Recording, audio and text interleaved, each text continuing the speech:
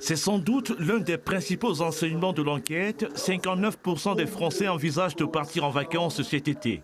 Les départs se feront en très grande majorité en France, mais les départements et territoires d'outre-mer ne figurent pas parmi leurs destinations favorites. Les Outre-mer, c'est la seconde division de la France. Je le regrette très vivement, sous le poids, dans certains départements, de pression de la population sur les élus qui ne veulent pas d'histoire avant les élections municipales. Dans d'autres départements, comme la Guadeloupe, de préfets extrêmement zélés qui veulent avoir 0 cas de Covid dans l'île.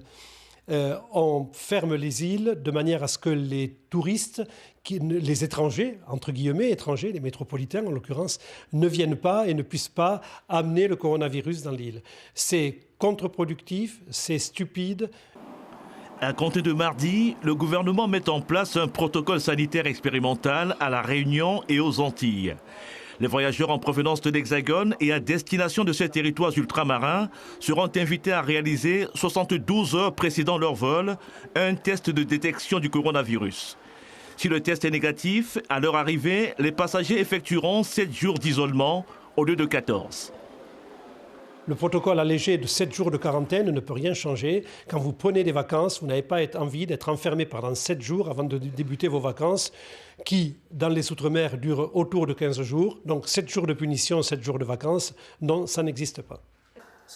En Guadeloupe, Martinique, à Saint-Martin et à La Réunion, territoire pourtant vert sur la carte du ministère de la Santé, l'été s'annonce très chaud pour le tourisme. Le secteur représente dans les Outre-mer plus de 10% du produit intérieur brut, contre 7,5% dans l'Hexagone.